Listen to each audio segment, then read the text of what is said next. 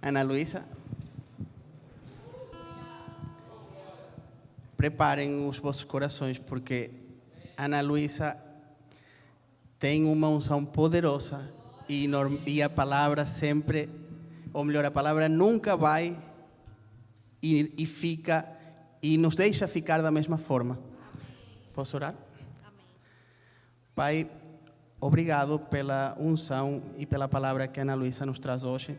Ela será edificante para nós, será de grande bênção para as nossas vidas e nos fará mudar e ir e avançar de uma forma diferente a partir de hoje. Em nome de Jesus. Amém. Obrigada. Você pode sentar no seu lugar? Obrigada ao Ministério de Música. Vocês também podem sentar por enquanto. Olha, eu gostaria de dizer que é sempre uma honra estar aqui. Quero cumprimentar os meus irmãos que estão em casa.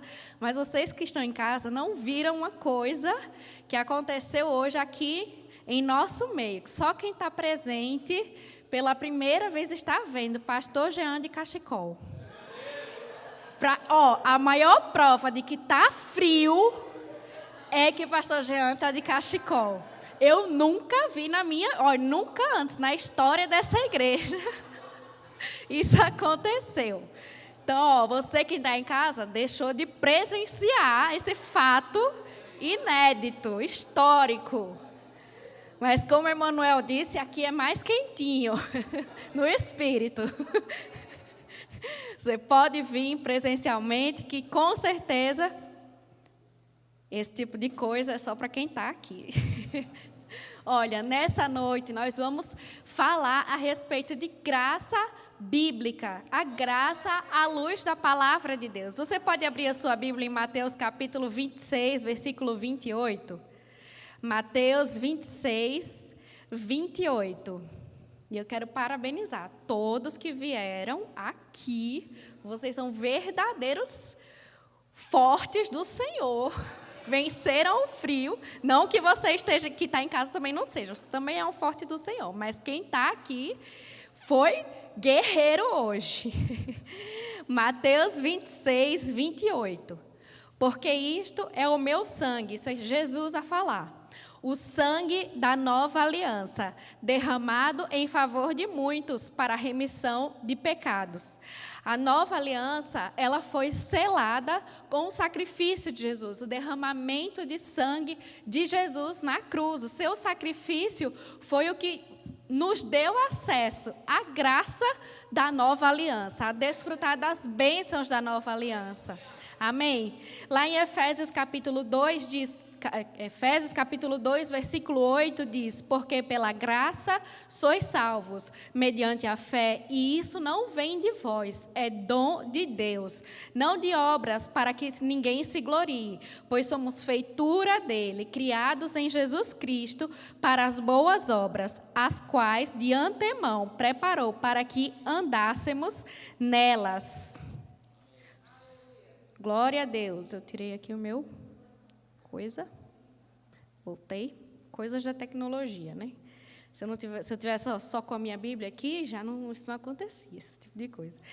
Mas a graça, queridos, e o acesso às bênçãos da nova aliança, o acesso a tudo aquilo que Jesus conquistou na cruz para as nossas vidas, graças a Deus, que não foi por nada que eu fiz, por nada que eu poderia ter feito, por nada que com muito esforço e muito sacrifício eu alcancei. Foi pela graça. A palavra de Deus fala aqui nesse versículo que nós lemos: pela graça sois salvos, mediante a fé. Glória a Deus por causa disso, porque se fosse pelo nosso esforço, pelo nosso muito tentar, nós não conseguiríamos ser salvos por conta própria, porque só Jesus e o seu sacrifício como um cordeiro que foi dado em favor de nós é que foi capaz de ligar o homem a Deus. A graça, ela é a causa. A fé, ela é o meio. A Bíblia fala, vocês são salvos pela graça mediante a fé. Eu creio, portanto, eu sou salvo. Mas a gente não pode parar por aqui. A Bíblia fala, em Cristo, pois somos feitura dele, criados em Cristo Jesus para as boas obras, as quais de antemão preparou para que andássemos nela. Então, nós não podemos simplesmente dizer, somos salvos, cremos em Jesus e acabou por aí. Não, nós somos salvos com um propósito. Qual é esse propósito? As boas obras, para que nós possamos frutificar, para que nós possamos alcançar outras pessoas. O sacrifício de Jesus, ele não foi exclusivo para mim, para eu guardar, esconder e manter como um tesouro precioso, apesar de ser um tesouro precioso. Mas é preciso levar adiante, através das minhas obras. Nós não somos salvos pelas obras, mas as nossas obras produzem frutos por toda a nossa eternidade. E sabe que um dia nós estaremos diante do Senhor Jesus e nós vamos ter as nossas obras provadas pelo fogo. As nossas obras que nós fazemos hoje, aqui nessa vida terrena, limitada e muito curta. Então nós precisamos otimizar o nosso tempo aqui. A gente não pode perder tempo, amém? A graça, ela não termina no momento que você foi perdoado, no momento que você foi salvo, no momento que você foi curado. Ela precisa produzir transformação em nossas vidas. Mas sabe que muitas pessoas, elas confundem alguns conceitos a respeito de graça na cabeça delas. Elas leem a Bíblia, muitas vezes versículos isolados ou textos fora de contexto, e elas deturpam ou mudam aquilo que de fato é a graça. E existe um nome para isso. Na verdade, existem alguns nomes para essa interpretação incorreta do que é a graça do Senhor Jesus. Existe o hiperdispensacionalismo, que é um nome muito grande, você não precisa nem lembrar dele, né? Esqueça que eu falei, só estou citando aqui. A teologia da segurança eterna, ou seja, uma vez salvo, salvo para sempre, estou seguro, fui salvo, posso fazer o que eu quiser, que está tudo certo. Você salvo, está garantido. E o movimento da hipergraça. Essa linha teológica, vamos dizer assim, elas acreditam na graça de uma forma incorreta, de uma forma que não é bíblica. E nós vamos falar a respeito disso hoje. Eles creem, muitas pessoas acreditam mesmo, através da interpretação incorreta da palavra de Deus, que a lei moral, ou seja, a lei lá do Antigo Testamento, aquilo que Deus deu para o seu povo, através de Moisés, não tem qualquer aplicação para a vida cristã. O que ficou no Antigo Testamento e acabou, não serve mais para nada. Acreditam também que os mandamentos de Jesus seriam para Israel. Então, aquilo que Jesus falava não serve mais no nosso contexto histórico atual. Falam também que as exortações dos apóstolos que estão na palavra de Deus, como, por exemplo, as epístolas de Paulo, não servem para o nosso contexto atual, para os dias de hoje, ou que elas são opcionais. E também dizem que a salvação não pode ser perdida em nenhuma hipótese. Dizem que o pecado contínuo não compromete a salvação, que o arrependimento é apenas uma mudança de mentalidade inicial, para que você seja salvo no início. Também tem uma ênfase excessiva em identidade. Quem não tem percebido que ultimamente a gente só ouve por aí, nos reels, né, nos cortes de ministrações de muitos lugares, só se fala do eu, que você é. Mas a gente precisa colocar o nosso foco em quem Deus é, em quem Ele é. Também existe a crença de que todos já estão perdoados, que o inferno ele é só simbólico, é só um guia para a gente, um guia moral, para a gente entender algumas coisas. Ele é só um símbolo, ele não vai acontecer de verdade. Que o juízo não se aplica aos crentes. E que a disciplina espiritual dentro da igreja é religiosidade. Não existe mais isso, não. Isso aí é coisa de antigamente. Hoje em dia não é mais correto. Tudo isso que eu falei aqui não é verdade. Amém? E nós vamos entender isso, porque isso não se sustenta à luz da palavra de Deus. Lá em Romanos capítulo 6, você pode abrir, por favor? Romanos capítulo 6, versículo 1. Romanos capítulo 6, versículo 1. Que diremos, pois? Permaneceremos no pecado para que seja a graça mais abundante? De modo nenhum. Como viveremos ainda no pecado, nós que para ele morremos?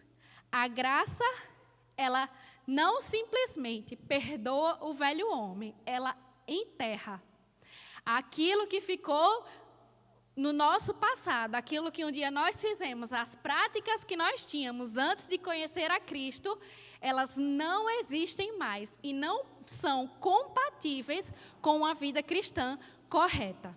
Amém? Jesus, ele sempre separou graça de arrependimento. Lá em João capítulo 8, versículo 11, tem uma fala muito, muito clássica de Jesus, que com certeza, se você já teve a oportunidade de ler os evangelhos, você sabe que Jesus já falou várias vezes em momentos que ele se deparou com pessoas que estavam em pecado ou que ele tinha a oportunidade de condenar essas pessoas. O que é que ele dizia? Vá e siga a sua vida. Vá e esqueça, deixe para lá. Não? Ele dizia o quê? Vá, lá no versículo que eu citei diz, nem eu te condeno. Ele tinha a oportunidade de condenar, mas ele dizia, nem eu te condeno, ou seja, graça. Ele poderia te condenar, mas vá e não peques mais. Ele dá uma direção, mas ele dá também um chamamento à santidade. Amém? Existem alguns erros comuns nesses pensamentos que eu falei para vocês. E um deles, como eu já disse, é isolar textos da palavra de Deus. Nós sabemos que a palavra de Deus, ela de fato é verdadeira. Mas nós precisamos entender que ela mesma interpreta a si mesma. Como assim? Por exemplo, lá em Romanos capítulo 8, versículo 1, é um versículo muito conhecido que diz: agora, pois, já nenhuma condenação há para os que estão em Cristo Jesus. Isso é verdade? Sim, é verdade. Pode crer com força que nenhuma condenação há para os que estão em Cristo Jesus. Você foi salvo, as coisas velhas passaram, tudo se fez novo. Mas, lá em Romanos, no próprio capítulo 8, versículo 13, diz: porque se viverdes segundo a carne, caminhais para a morte, mas se pelo Espírito mortificardes os feitos do corpo, certamente vivereis. Ele não está a falar aqui para ímpios, ele está falando com os crentes. Então, ele está dizendo para a igreja do Senhor, para as pessoas que são salvas, que nós precisamos mortificar a nossa carne. Senão, pereceremos, sim. Amém? Existe uma confusão entre justificação e santificação. E nós não vamos sair daqui com confusão, a gente vai sair daqui com as coisas bem claras. Nós somos, de fato, justificados sem a interferência das nossas próprias obras. Como eu já disse, Jesus nos salvou. Nós somos salvos pela graça, mediante a fé no sacrifício de Jesus, e glória a Deus por isso. Mas nós somos santificados através de obras produzidas pelo Espírito, o nosso Espírito recriado. Nós precisamos entender que nós estamos em um processo de santificação e de salvação da nossa alma diariamente. Até quando? Até o dia que o Senhor voltar e nos glorificar nas 3 dimensões. Corpo, alma e espírito serão completamente salvos. Mas até lá, eu não sei se aqui em Portugal diz gangorra. Sabe, Deise? Não, não é um baloiço. O baloiço é o que balança. Mas no Brasil tem um brinquedo que é a gangorra, né? Que é assim, a criança senta de um lado, a criança senta do outro. Se um for mais gordinho, coitado, o outro fica lá em cima. Eu era essa que ficava lá em cima com as pernas penduradas assim. É o sobe e desce. Aí eu ficava assim, ó, que eu sempre, coitada, era muito magrinha, ficava lá em cima. Se a nossa vida espiritual, a nossa vida cristã, ela é como o sobe e desce. Se eu alimento o meu espírito, ele vai ficando mais forte e a minha carne, ela vai perdendo a influência que ela tem sobre o meu próprio espírito. Então, vencer as tentações fica mais fácil. Se todos os dias eu renovo a minha mente com a palavra, fica mais fácil dizer não ao pecado, fica mais fácil viver em santidade. Agora, hoje eu não vou fazer minha devocional, não. Não, mas hoje está muito atarefado. Amanhã de noite, aí a carne começa a ficar gordinha, né? Começa a ganhar um peso. E de repente, quando já é tarde demais, você pode colocar força nas perninhas aqui, que não desce mais. Da mesma forma é a nossa vida cristã. Nós precisamos vigiar. Diga para quem está do seu lado, vigie. Vigia crente. Amém. Nós somos santificados através da nossa constante santificação. É até redundante, mas nós precisamos colocar um esforço todos os dias para que a nossa vida espiritual esteja sempre fortalecida. Você pode abrir a sua Bíblia em Hebreus capítulo 12, versículo 14, por favor? Hebreus 12, 14.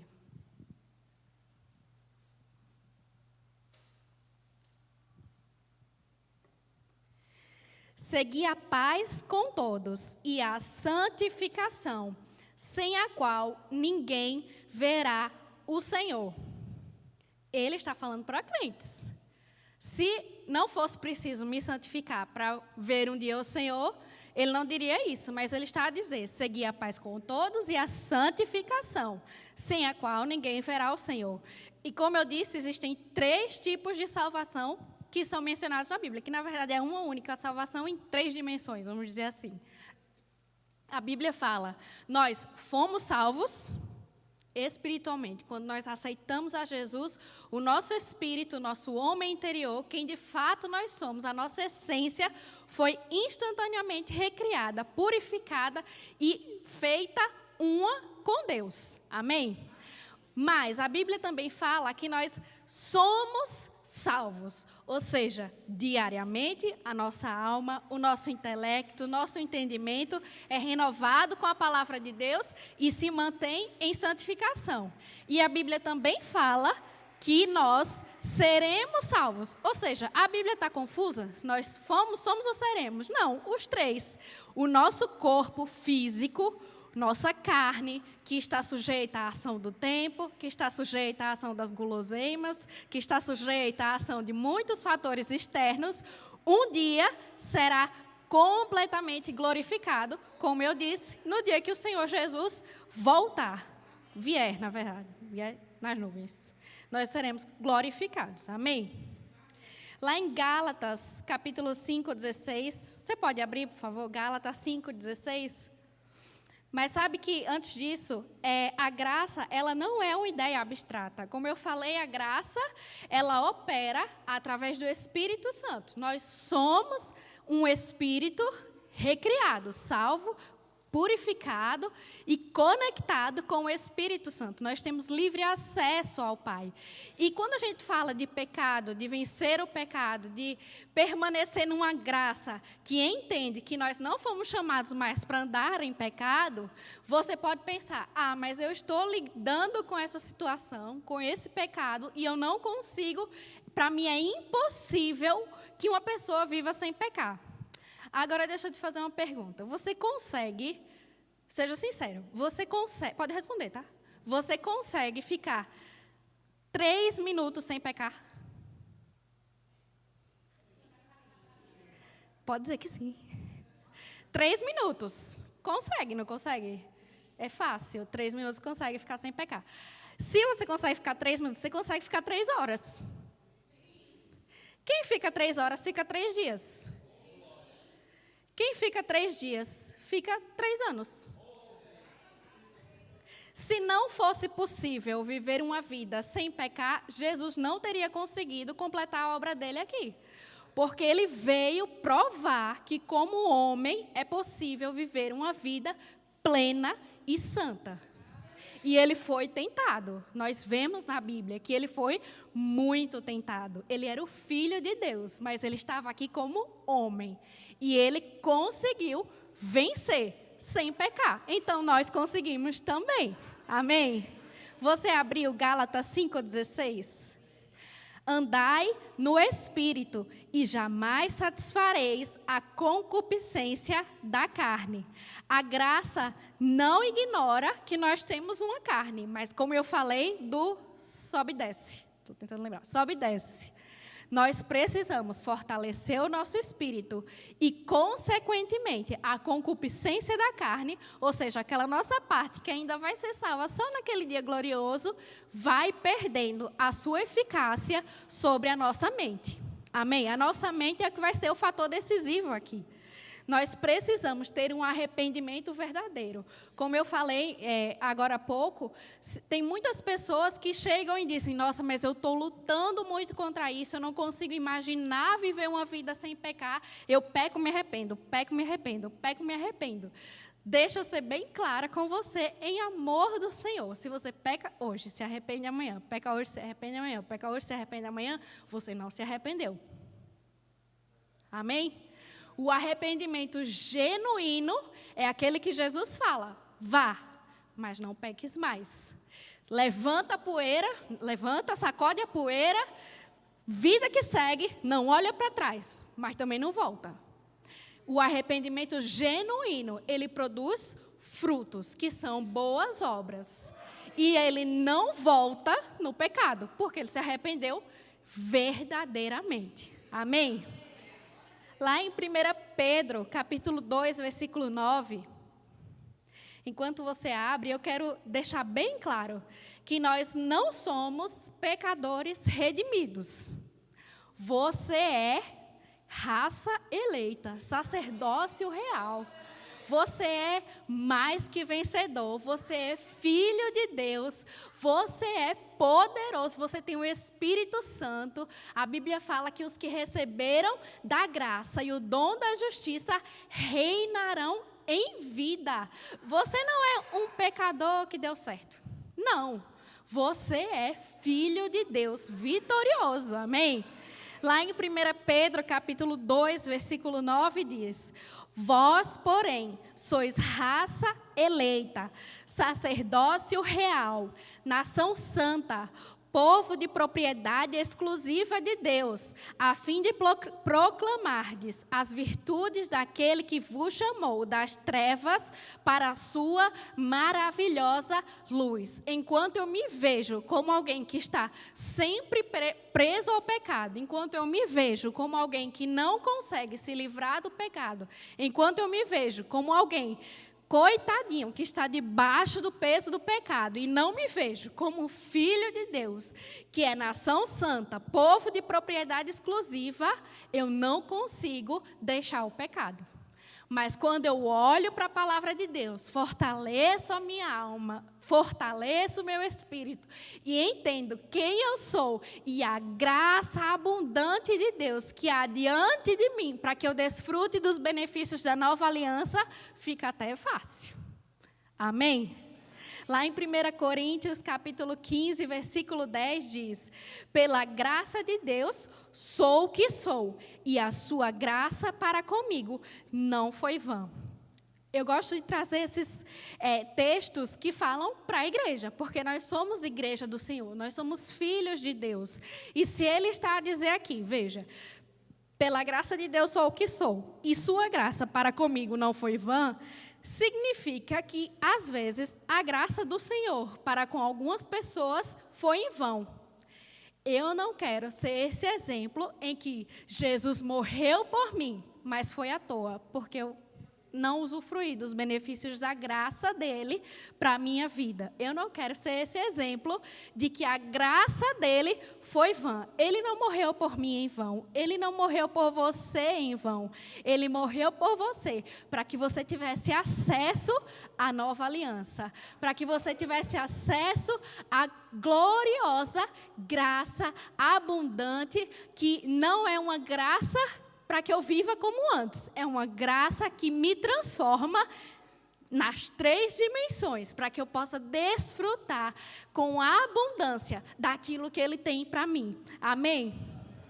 A graça não foi vã, porque produziu trabalho, transformação e perseverança. Amém? Quantos aqui estão a perseverar no Senhor? Glória a Deus. E eu quero dizer para você quais são os benefícios para aqueles que andam desfrutando da graça do Senhor, para aqueles que estão conectados em espírito e desfrutam das bênçãos da nova aliança. Nós temos direito, lá em Efésios capítulo 2, versículo 8, a graça salvadora e transformadora. Em Hebreus capítulo 1, versículo 1, a revelação plena e definitiva de Deus.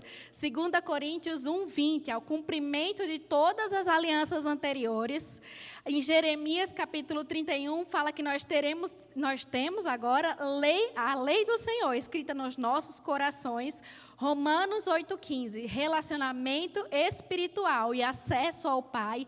Efésios 1,3, plenitude de bênçãos espirituais. Romanos capítulo 10, 9, salvação em Cristo. Atos 10, 43, perdão dos pecados. 2 Coríntios 5, 21, justificação diante de Deus.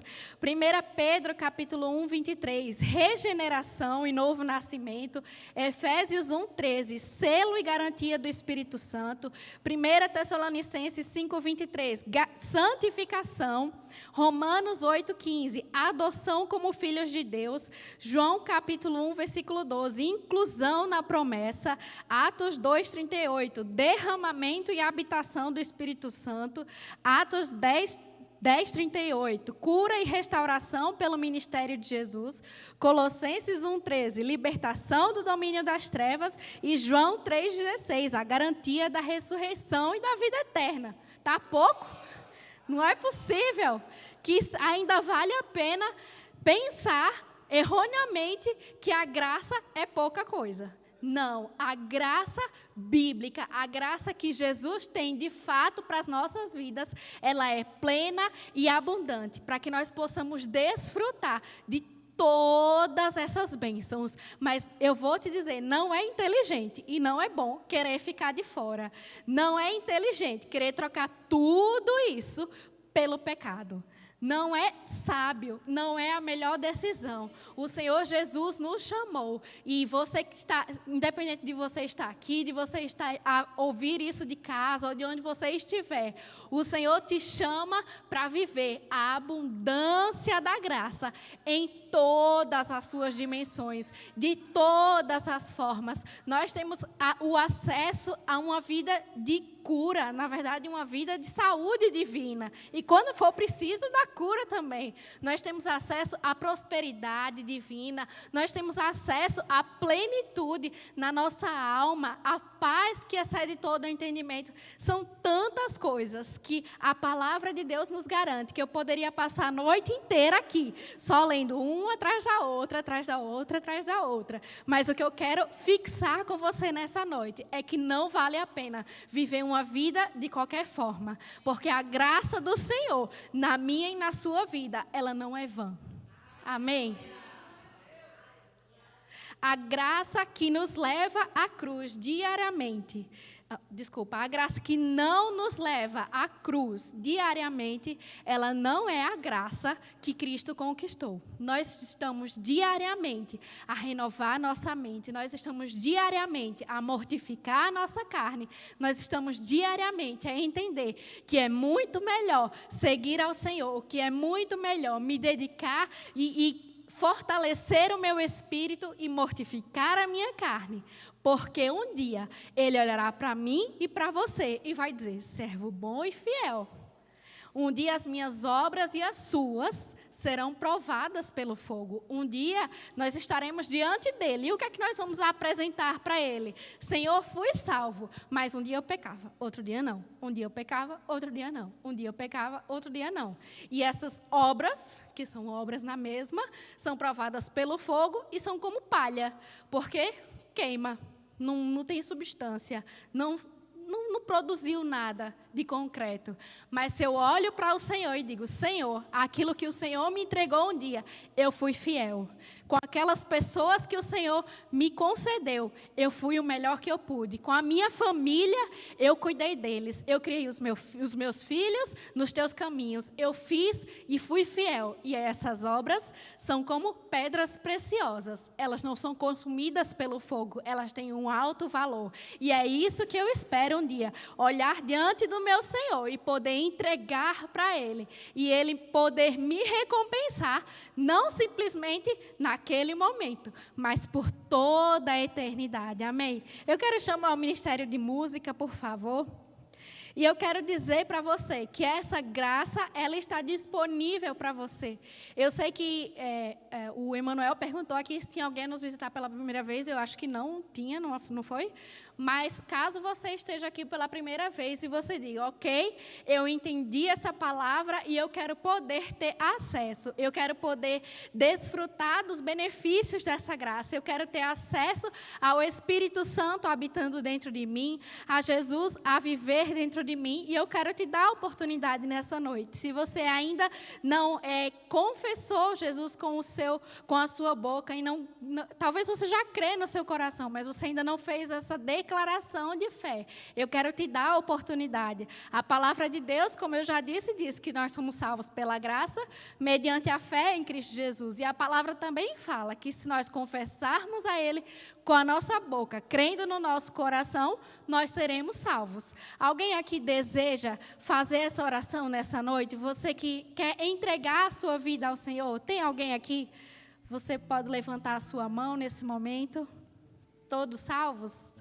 Se você está em casa ou está aqui também, não quis levantar a mão nesse momento, mas você tem esse desejo, tem esse interesse, você pode nos procurar também no final do culto.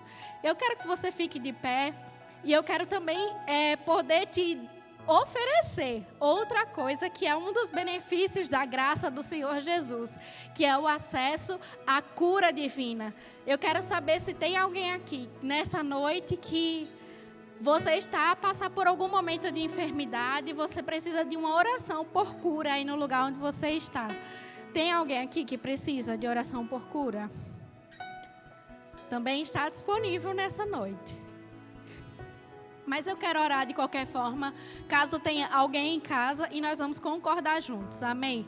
Pai, em nome de Jesus, eu declaro, Senhor, sobre a vida dos meus irmãos, que porventura estão assistindo esse momento, e que estão a precisar, Senhor, da cura do Senhor, em manifestação. Eu declaro que essa cura já está disponível, através do teu sacrifício na cruz, e em nome de Jesus, eu libero, em nome de Jesus, a cura divina, nesse momento, seja para o que for, dos pés à cabeça, nós ordenamos a manifestação da tua cura, Pai, sobre os corpos dos meus irmãos, sobre a alma deles. Nós declaramos almas saradas em nome de Jesus. Toda enfermidade, toda influência que tem rondado a vida dos meus irmãos, eu repreendo em nome de Jesus e declaro a plenitude da graça do Senhor sobre os seus corpos, em nome de Jesus. Amém. Você pode cantar mais um pouco? Vamos adorar ao Senhor?